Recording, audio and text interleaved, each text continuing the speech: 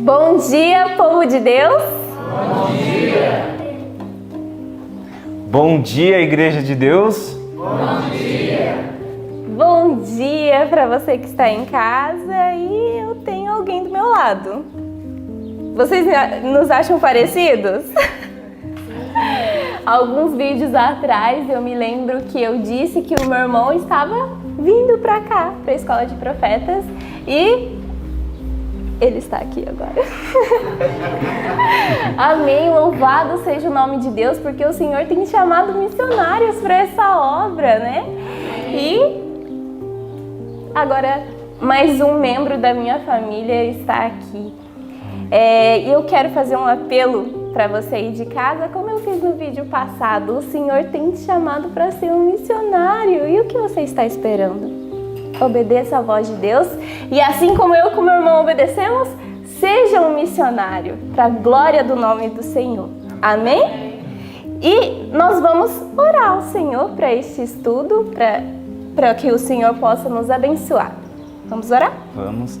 É um prazer ter você aqui comigo, é um prazer ter minha irmã aqui e toda essa igreja. Vocês não estão vendo, mas a igreja está linda aqui. E neste momento vamos orar ao nosso Deus. Eu convido você a se ajoelhar. Querido Deus, bendito seja o Teu nome por tudo que o Senhor tem nos proporcionado, pelos aprendizados, pelo trabalho, pelos estudos, pelo ano bíblico, Pai. Temos aprendendo tanto. Peço que o Senhor nos ajude a colocar tudo isso em prática. Ajude também nosso companheiro, nosso telespectador em casa. Ajude ele a entender, Pai. Envia o Teu Santo Espírito para que ele possa compreender essas verdades e passar para outras pessoas e, se possível, aceitar o chamado de ser um missionário. É isso que eu te peço e te agradeço. Em nome de Jesus. Amém. E eu sou muito feliz, eu poderia dizer, porque o Senhor me ama, né? E isso me impulsiona a obedecer às leis dele. E por isso nós vamos louvar o nome do Senhor com o hino de número 238, Amor nos faz contentes.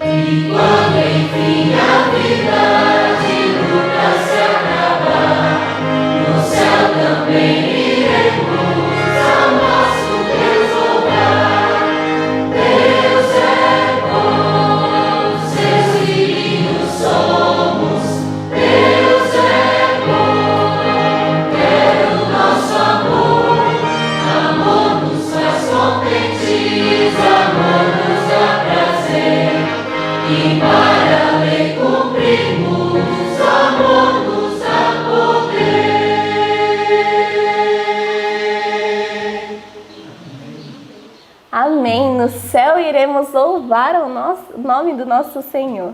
E agora, o que nós vamos fazer?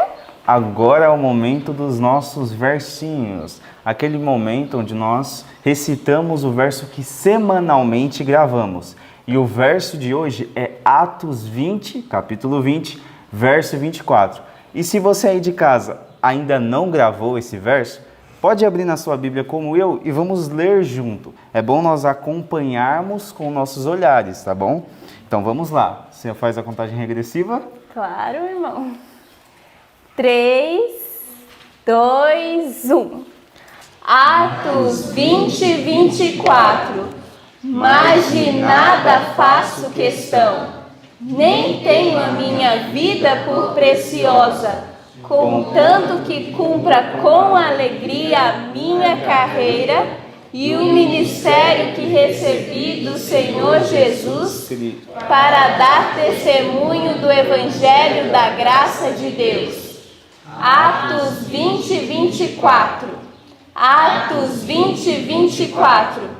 Mas de nada faço questão, nem tenho a minha vida por preciosa, contanto que cumpra com alegria a minha carreira e o ministério que recebi do Senhor Jesus para dar testemunho do Evangelho da graça de Deus.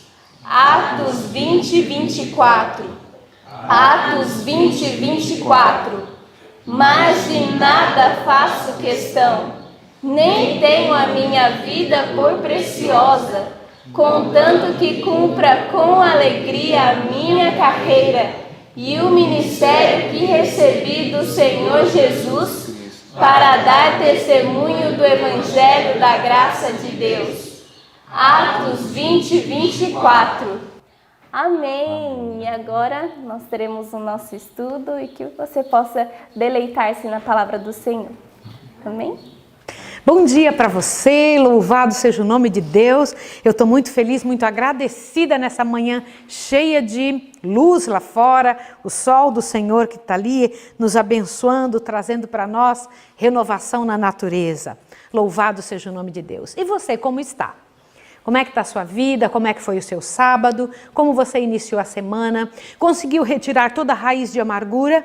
O sábado é feito para isso também, para nos renovar as nossas emoções, os nossos sentimentos e trazer para nós o alento de Deus, uma nova vida, restauração. Temos que recomeçar toda semana, tá bem? Com novos planos, com novos objetivos. E hoje nós vamos estudar uma coisa muito interessante, como foi depois do dilúvio. Não antes de fazer com você uma recapitulação. Eu preciso, antes de qualquer coisa, mostrar para você essas coisas aqui, ó.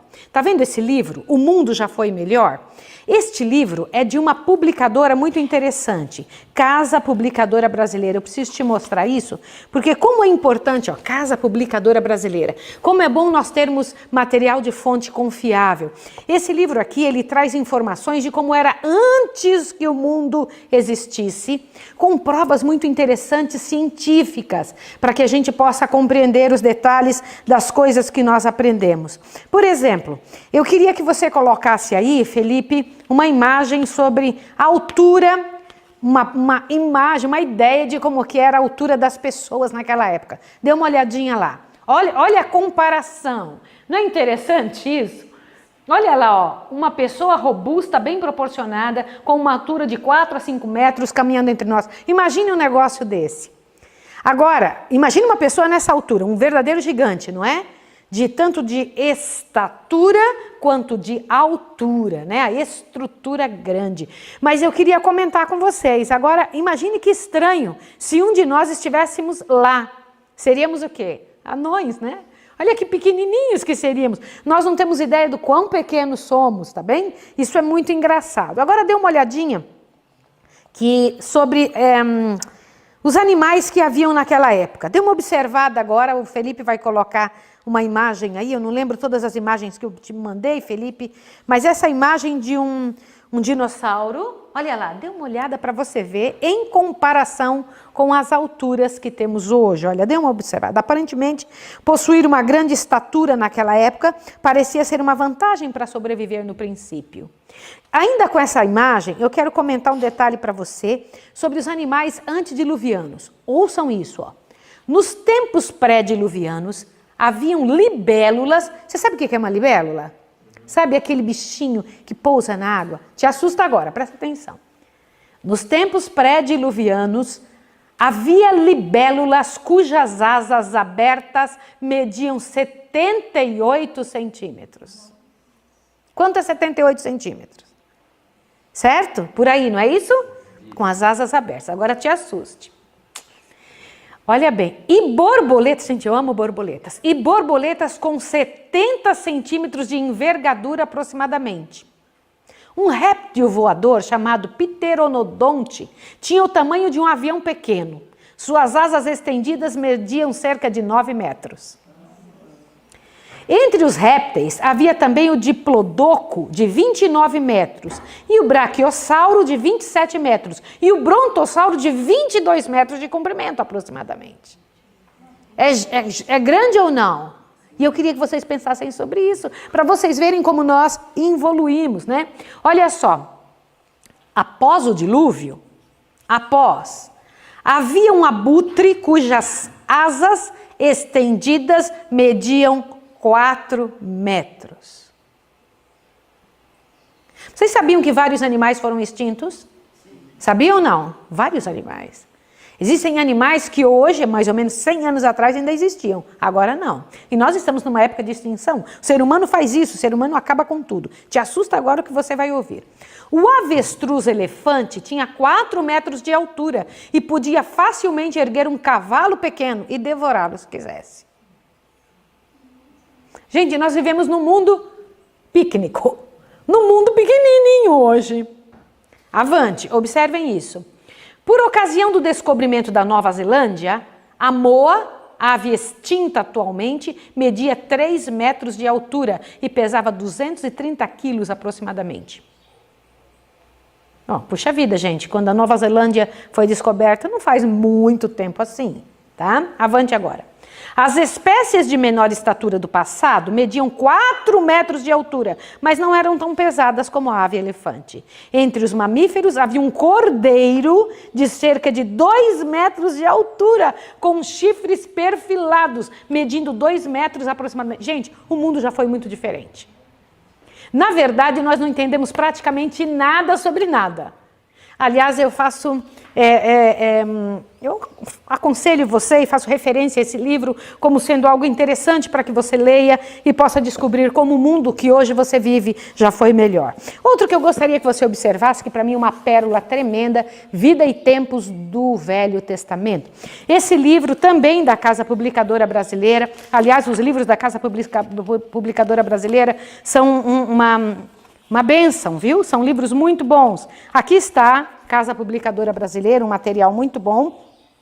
E aqui eu encontrei uma quantidade de informações tremendas. É um livro que também está extinto, mas você ainda pode ter dentro da internet, tá bem? Não foi reeditado, tá? E eu vou agora recapitular com você algumas coisas, para que você se lembre do que nós estudamos. Nós estudamos desde a criação e vamos parar amanhã na Torre de Babel para dar início no segundo módulo. A Bíblia ela foi feita em módulos, em partes diferentes. O primeiro conteúdo, o segundo e terceiro. Nesse primeiro conteúdo vai da criação ou da entrada do pecado até a Torre de Babel. Este é um módulo. De Abraão em diante é outro módulo, entendeu? E nós vamos estudar sobre isso. Eu estou querendo que chegue muito o dia de falar sobre Abraão, que será depois de amanhã, porque tem informações tremendas. Então nós estudamos sobre as características de Lúcifer, como era a divindade, de que maneira que foi essa guerra no céu. Nós estudamos Deus e os anjos. Você se lembra disso? Quando nós entendemos como é que a coisa acontece. Eu sei que num estudo pela manhã, num momento não dá para estudar tudo, mas você pode fazer deste estudo o início, a base, a estrutura para que você estude outras coisas. Como um estudo inicial e outros braços para que você possa ir compreendendo. Estudamos também como foi que aconteceu de Lúcifer a Satanás, que infelizmente ele tomou posicionamentos por escolha para agir errado. Nós estudamos quando Deus fez o mundo, como é que foi a estrutura desse planeta onde vivemos, a maneira como Deus trabalhou. O primeiro sábado que o Senhor Deus deu como presente de casamento para Adão e Eva. Já parou para pensar isso? Qual foi o presente que Deus deu a Adão e Eva de casamento? o sábado. Tá bom? Olha que presente interessante. A mesma coisa que Deus deu para todos. Aliás, eu preciso fazer você entender. Para o branco, para o preto, para o rico, para o pobre, para o culto, para o inculto, para o empregado e para o empregador, o Senhor Deus dá a mesma coisa, a mesma. Embora eles tenham diferentes posições sociais, cor e etc., eles recebem de Deus a mesma coisa. Tempo. Todos têm 24 horas. Todos têm uma semana cada semana. Todos têm um sábado. Nós estudamos sobre o lar edênico, quando Deus nos mostrou ali a situação do primeiro, da semana literal, né? E estudamos também quando o homem entrou em dificuldades, quando o pecado sai da mão e do comportamento de Lúcifer e é aceito nesta terra, tornando esta terra um ambiente para Lúcifer morar. E estudamos também a beleza e a grandeza do plano da redenção, formado antes do pecado existir. E eu comentei com vocês que o plano da redenção é como se Deus tivesse uma vacina antes do vírus aparecer.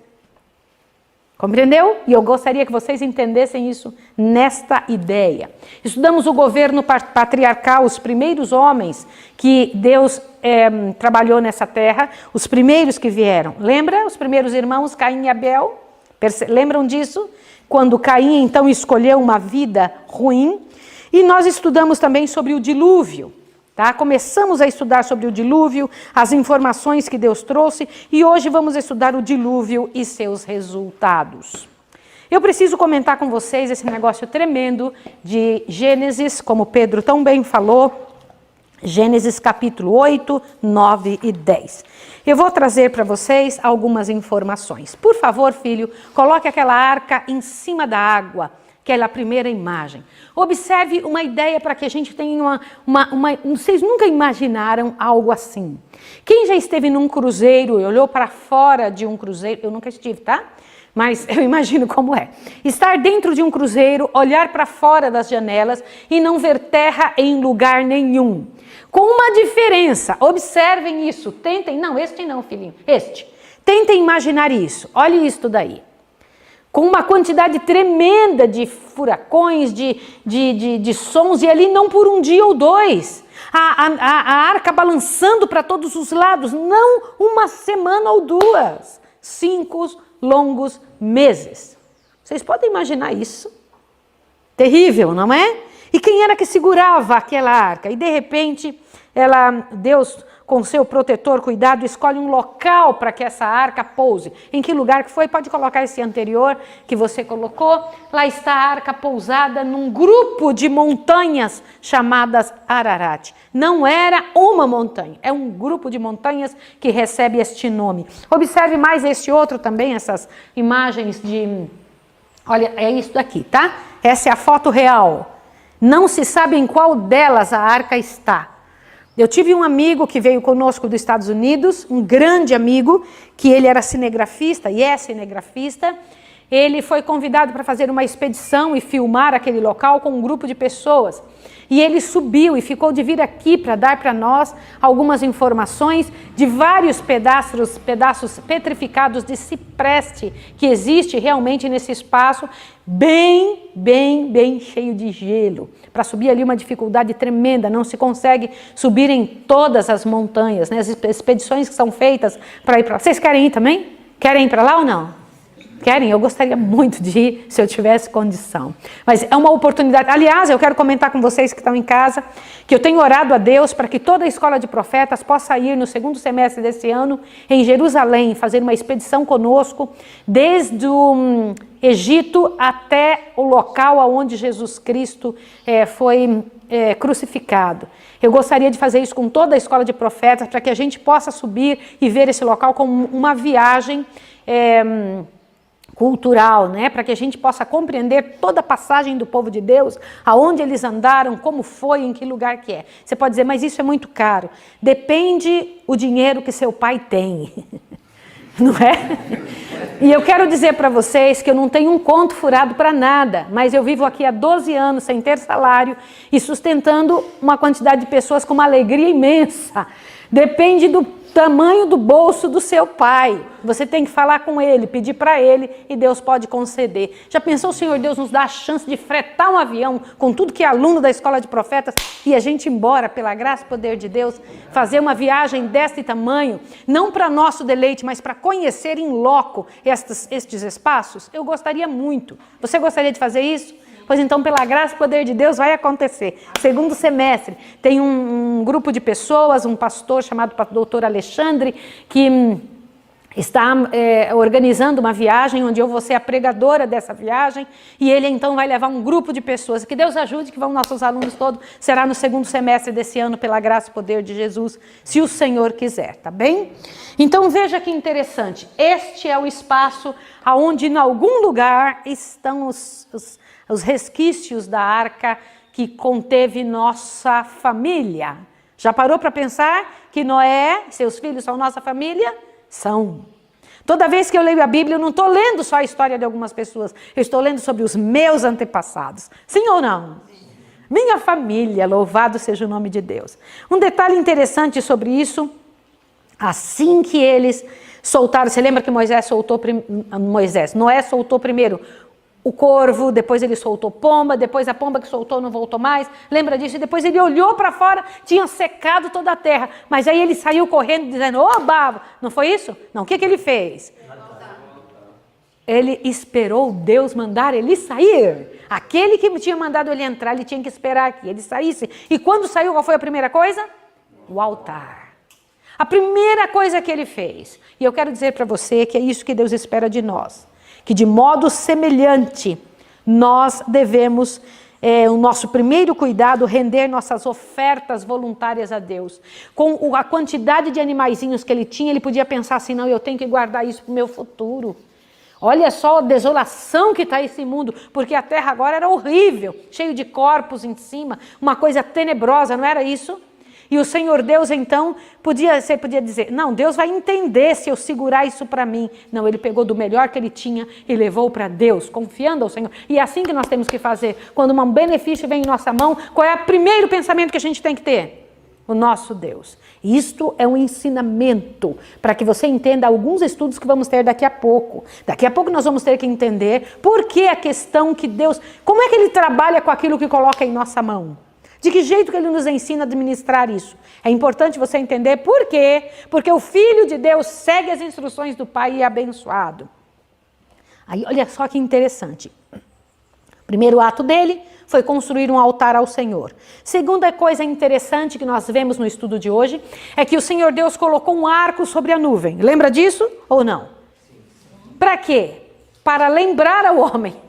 O interessante é que a gente pensa, né? Para Deus, toda vez que violou, eu não posso terminar a terra com água. É isso que acontece? Não, é para lembrar o homem que Deus fez um concerto, não só com Noé, mas com a humanidade. Deus fez um concerto de bênção com a humanidade. Nunca mais eu vou terminar a terra com água. Isso me enche o coração. Quando a gente vê o arco-íris ali, a gente olha e fala, bendito seja o nome do Senhor. Gente, eu não tenho um dia que eu não vejo o arco-íris, que eu não corra igual criança de novo para ficar olhando, porque eu sei que é bem pouquinho tempo, né? Mas existe um arco-íris que não some nunca. Aonde está o arco-íris?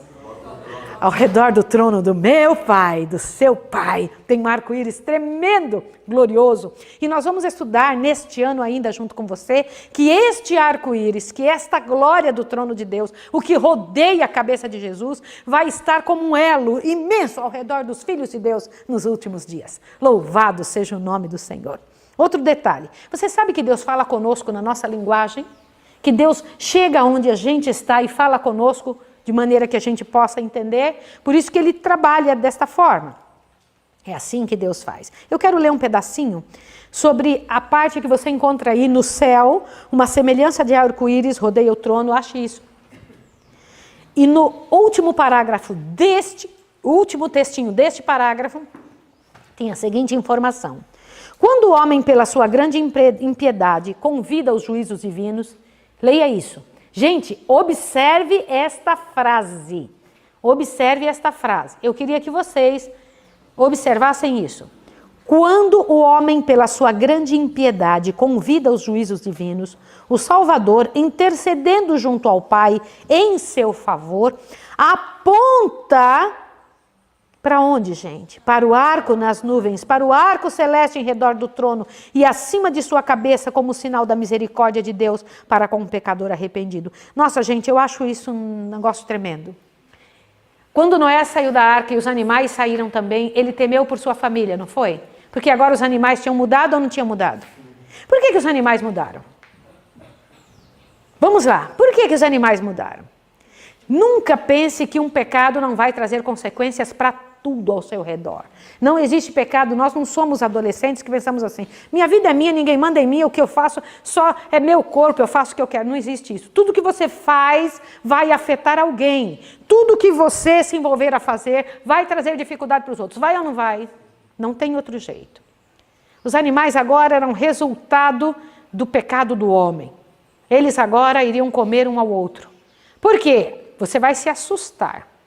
Após sair da arca, o Senhor Deus permitiu que se comesse carne de animais limpos. Tinha entrado na arca quantos pares de animais imundos? Um par de animal imundo. Lembra disso? Se Noé tivesse comido algum animal imundo, o que teria acontecido? Não teria nascido nenhum outro, porque comer um... Digamos que ele inventou assim, eu vou comer uma carninha de porco. Porco é imundo, segundo Deus, tá? Olha, eu vou dizer uma coisa para você. Deus não fez os animais para serem comidos. Muito menos o porco. A única razão do porco existir e o corvo, olha só, o corvo é o limpador do ar, tá bem? Ele é o que voa, tá? O porco é o limpador da terra e o camarão e os crustáceos são limpadores do mar. Aí você aí que está do outro lado, não sabia. Pois é, muita coisa que eu também faço e que eu já fiz na vida, eu não tinha ideia. E Deus fez dessa forma, Deus cuidou. Mas quando Noé saiu da arca, não tinha nada verde. O Senhor Deus permitiu que algumas coisas acontecessem. Eu vou ler com você aqui agora esta informação. Olha só, antes desse tempo, Deus não havia dado ao homem permissão para comer alimentos animais. Era seu desígnio que a espécie humana se mantivesse inteiramente com as produções da terra. Mas agora que toda a erva verde tinha sido destruída, permitiu-se-lhe comer a carne de animais limpos que havia sido preservada na arca. Eu preciso comentar uma coisa com você. Se Deus permitiu porque não tinha erva verde, quando a erva verde apareceu de novo, qual seria naturalmente e logicamente a posição do homem? Não comer. Agora imagine os seres humanos correndo atrás dos animaizinhos, que até então não tinham sido feitos para comer, que quem comia esses animais eram os malvados antes do dilúvio. Lembra disso? Agora imagine o pessoal correndo atrás deles para dar uma paulada no bichinho para comer. Gente, não parece um negócio terrível? Eu me lembro que aqui nós temos um lago, né?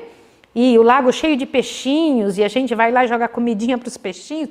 Eu me lembro que estava jogando comidinha um dia, e uma pessoa visitante estava aqui. Na hora que entrou, falou, isso dá uma fritada numa frigideira. Eu fiquei tão desesperado, eu lembrei, minha mãe, que maldade, bichinho, tadinho. Os bichinhos, eles temem a gente, eles nos temem, porque nós somos maus, eles acostumaram com esse tipo de atitude. E eles aprenderam a fazer o quê? Comer uns aos outros. Você não tem ideia como a tua atitude e a minha atitude pode estragar tudo. E Noé começou a temer por sua vida. Esses animais aí vão comer toda a minha família. E ele correu para Deus, não foi isso? Gente, assim que eles saíram da arca, o mundo era um vasto cemitério. Cheio de corpos podres, uma coisa, devia ser um lugar fétido e horrível. O que Deus fez? A palavra de Deus diz que um vento forte... O Senhor Deus fez um vento passar e jogar por sobre toda a estrutura da terra uma quantidade muito grande de terra, e montanhas inteiras foram colocadas na época do dilúvio em cima dos lugares mais impiedosos do mundo. Onde existe uma montanha mais alta é onde ali embaixo era mais impiedoso do que qualquer lugar. E todo o ouro e pedras preciosas que haviam também foi enterrado. E outro detalhe importantíssimo para você entender. Os corpos em grande quantidade, as madeiras, todo o material orgânico que foi enterrado nessa ocasião, se transformou em petróleo. Dentro da terra, então, havia água antes do dilúvio. Lembra disso? Vocês leram isso hoje? Então, olha só que legal, né? Oi? Sim, é verdade, é muito bem lembrado. Antes havia água, diz, as profundidades da terra são o arsenal do Senhor, de onde foram retiradas as armas empregadas na destruição do mundo antigo. Quais foram as armas da destruição do mundo antigo? Água. E o que é que Deus tem agora reservado dentro do planeta, que é o resultado do dilúvio? Fogo. Porque aquele material orgânico que se transformou em óleo, em petróleo, que hoje a gente usa aí para fazer os carros funcionarem. Olha como nós somos involuídos, né? No céu não se usa petróleo, não vai ter nunca mais. O que se usa? O poder de Deus, viu? Um anjo não voa porque tem asas. Você sabe disso ou não? Um anjo não voa porque tem asas. A nossa ideia de que um anjo precisa de asas para voar é porque a gente vê os passarinhos. A gente pensa que sem asa, quando a gente corta as asinhas, porque a gente não quer que voe dos bichinhos, coitadinhos, aí eles não voam. Mas um anjo não precisa de asa. Agora imagine se o coitado do anjo tivesse que voar do céu até aqui por causa das asas dele. Quantos anos o bichinho ia demorar para conseguir chegar aonde? Eles saem do céu e vem, está aqui, em questão de segundos, ele está aqui. Vocês acham que é por causa das asas? Quão rápido o bichinho teria que voar para chegar do céu até aqui? Não. As asas são só para diferenciar o trabalho deles. Eles voam pelo poder de Deus. Nós voaremos pelo poder de Deus. Entendeu isso? Sem petróleo, sem nada. Agora veja que coisa interessante. Eu quero comentar com vocês um negócio muito interessante do finalzinho do parágrafo que começa: a superfície toda da terra ficou transformada com o dilúvio. Agora imagine quem viu a terra antes de entrar na arca e quem vê a terra depois que entrar na arca. Que coisa tenebrosa que deve ter sido. Deve ter sido horrível, horrível, horrível. Uma terra que era linda e bela, agora um negócio tenebroso. Amanhã eu vou trazer umas fotos para vocês de sequoias gigantes. Quantos de vocês já ouviram falar disso?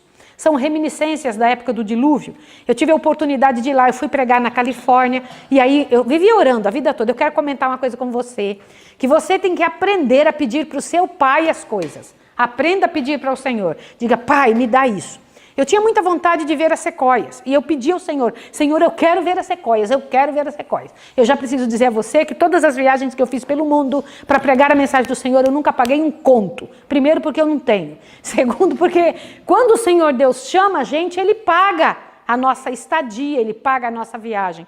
E eu fui chamada a pregar na Califórnia, cheguei lá, e eu sei que na Califórnia que tem as sequoias, um dos lugares onde tem sequoias é ali. E eu já tinha pedido a Deus: Senhor, me dá uma chance de um dia ver. Quando foi depois da tarde que eu tinha pregado, o pastor que nos chamou disse assim: Maísa, vamos ali dar uma volta, eu quero te mostrar um negócio. Eu falei assim: vamos. Ele falou assim: as sequoias. Eu me dei um susto assim: sequoias? Ele falou: é aqui do lado. Nós vamos aqui andar 10 minutos, tu vai ver tudo isso, tu vai andar no meio. Louvado seja Deus, lá estava eu no meio daquilo tudo. Reminiscências do dilúvio. O que aconteceu depois do dilúvio? Quando a grande quantidade de água foi passando pela terra. Imagine uma enchente. O que acontece com a terra? A estrutura, eu estou falando da terra mesmo. O que acontece com a terra? A água passando por ela. Vai abrindo sulcos na terra? Sim ou não? Abre sulcos, abre espaços. Grand Canyon é o resultado do dilúvio. Aqui no Brasil nós temos o Canyon de Chapada Diamantina, não tem? Alguma coisa assim, um canyon, existe no Brasil o canyon, mas nos Estados Unidos existe o Grand Canyon, é imenso. Foi outro lugar que Deus me levou a ver também. Eu tinha acabado de dar estudo bíblico nos Estados Unidos para 50 brasileiros, 50 pessoas lá. E então no dia de fazer entregar para eles os certificados, o dia dos batismos, quando terminou o trabalho, eles falaram: nós queremos te dar um presente. Aí chamou o Leandro lá na frente e deram 2 passagens para nós para ir para o Grand Canyon. Então eu fui para o Grand Canyon também. Então Deus abençoa a gente assim. É o que eu digo para você. Você tem limitações? Depende do bolso do seu pai. Você tem que pensar sobre isso. Corre para o seu pai e diga para ele: tu és o dono do mundo, Senhor. Eu gostaria de ter isso. O Senhor Deus diz lá no Salmo 37, ele diz assim: agrada-te do Senhor teu Deus e ele satisfará os desejos do teu coração. Agrada-te, pois, do Senhor. É assim que o Senhor Deus fala. Combinado? Que tal se você nos ajudar a orar para ir conosco lá para Jerusalém? Gostaria de ir? Sem vírus. Tá bem? Porque o Senhor Deus é o dono de todas as coisas. Ele sabe se podemos ou não ir, tá bom? Então veja o que o Senhor Deus disse aqui. Começando a água a baixar, As colinas e montanhas ficaram rodeadas de um mar vasto, ameaçador. Todos os lugares estavam juncados de corpos de homens e animais. O Senhor não permitiria que esses ficassem a decompor-se e contaminar o ar. Fez, portanto, da terra um vasto cemitério, fazendo, um vento violento que fez soprar com o fim de enxugar as águas, removeu-os com grande força, levando mesmo em alguns casos os cumes das montanhas e amontoando árvores, pedras e terra em cima dos corpos dos mortos. Pelo mesmo meio, a prata e o ouro e a madeira escolhida e as pedras preciosas que tinham enriquecido e adornado o mundo antes do dilúvio e que os habitantes haviam idolatrado, foram escondidos da vista e alcance dos homens, acumulando a ação violenta das águas, terra e pedra sobre esses tesouros, em alguns casos, tornando mesmo montanhas sobre eles. Agora veja essa parte que eu gostaria que você entendesse. Deus viu que quanto mais ele enriquecia e prosperava os homens pecadores, mais corrompiam seus caminhos diante dele. Você quer saber, quer conhecer uma pessoa? Dê a ele 3 coisas: poder, dinheiro, se for homem, mulher. Se for mulher, homem. Quer conhecer uma pessoa? Dê a ela essas 3 coisas. Quer conhecer um homem? Dê a ele poder, às vezes atrás de um volante, dinheiro, e passe o sexo oposto na frente dele. Presta atenção nisso, tá bom? Olha lá. Os tesouros que os deviam ter levado a glorificar o generoso doador foram adorados, enquanto Deus foi desonrado e desprezado. Outro detalhe interessante. Assim como antes do dilúvio, o mundo foi acabado com água que vinha de cima e de baixo, no final da terra, o Senhor Deus também usará a mesma forma, será fogo de dentro da terra e fogo de fora da terra, da atmosfera que virá e acabará com os homens, E eu peço a Deus que pela sua misericórdia e pela sua bondade, o Senhor Deus no seu cuidado conosco, trabalhe com o nosso coração e nos converta de tal maneira que nós não venhamos a passar para as últimas situações tão terríveis, assim como passaram os antediluvianos por sua impiedade. Felipe, coloque para mim os outros detalhes que vocês precisam ver, algumas coisas que eu gostaria que vocês observassem. Olha aqui um negócio interessante, a tábua cronológica. Por favor, vocês podem tirar foto disso, os alunos que estão aqui na Escola de Profetas têm acesso a isso em cima da minha mesa. Mas vocês que estão em casa, vocês têm isso na tela. Essa outra parte, por favor, observe o próximo que ele vai passar. Aqui estão as famílias que vieram depois do dilúvio. Você pode muito bem olhar Gênesis 10 e falar, é só um nome após o outro. Não é. Você vai se assustar com o que está ali. De onde, para onde foram essas pessoas? Eu vou colocar um negócio aqui na lousa para que você entenda. Sofiazinha me ajuda. Primeiro foca lá em cima o nome dos descendentes de Sem, Cão e Jafé. Ela vai colocar. E agora eu vou mostrar uma coisa para vocês aqui. Olha que interessante. Aqui está o planeta Terra. Tá bom? Quando o homem entrou em dificuldade, o Senhor Deus permitiu que acontecesse o dilúvio.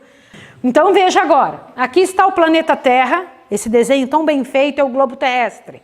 E esse negocinho aqui é a Turquia, que hoje é a Turquia, tá bom? Mas dê uma olhadinha ali para mim, por favor, só para vocês verem, ali onde está a Turquia, perceberam nesse mapa? E lá, naquele lado, estão as montanhas do Ararat, tá vendo? Inclusive com a altitude que elas têm. Então são vários montes e num deles ali pousou o Senhor Deus, escolheu um espaço para que seu povo ali ficasse. Agora eu preciso mostrar uma coisa a vocês. Então a arca está aqui em cima de uma dessas montanhas, correto? Te assuste. Os filhos de Noé, Sem, Cão e Jafé, não foi isso? Presta atenção que eu vou te falar. Por que é importante saber Gênesis 10? Gênesis 10 mostra o nome de cada descendente, que povos que nasceram deles. Que povos nasceram do Sem, que ele é o pai dos semitas? Que povo nasceram de Cão? O pai dos canitas, dos cananitas. Que povo nasceu de Jafé? Dos jafetitas. Sem continuou aqui ao redor da arca. Olha o que eu vou te falar, a família de Sem foi crescendo, permaneceu ao redor da arca e foi fazendo suas tendas para este lado.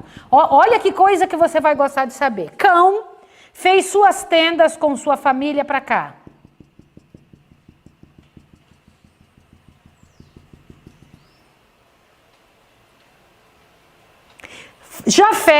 fez suas tendas para todo este lado aqui. É o pai de todos estes povos. Interessante? Cão é o pai dos africanos. Sem é o pai de todo o povo do Oriente Médio que se estendeu para a Europa.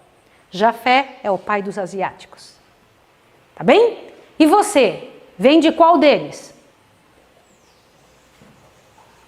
Bora? Nós não somos, de forma alguma, olha o que eu vou te falar, destes continentes. Aqui nós temos 3 continentes claramente, 4 até, né?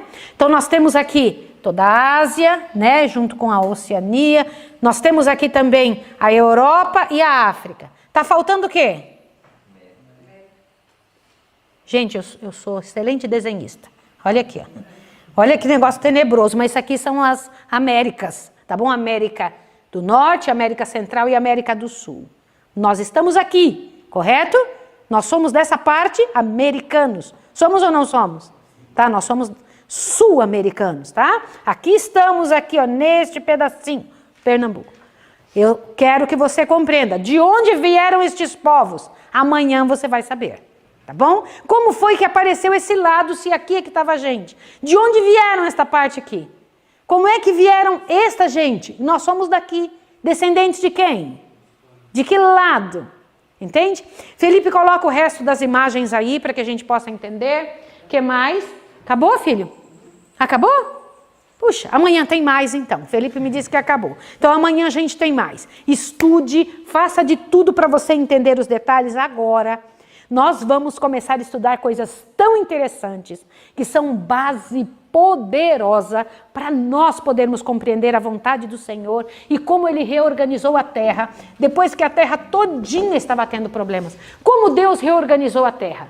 Como Ele cuidou de tudo. De onde foi que nós viemos? Quem somos nós? Isso vai fazer para você uma diferença tremenda, tá bom? Eu quero convidar vocês a orarem junto com a Escola de Profetas. Amém. Bendito Deus, glorioso Senhor. Nós louvamos o Teu nome, porque o Senhor preservou a família de Noé, Sem, Cão e Jafé. E eu sei, Senhor, que o Senhor fez isso porque eles foram fiéis a Ti. Noé era um homem justo em sua geração. Queremos a justiça de Cristo sobre a nossa vida. Cubra-nos com a justiça de Jesus. Queremos ser considerados justos nesta geração. Abençoa-nos e abençoa essa pessoa que está em casa, em nome de Jesus. Amém.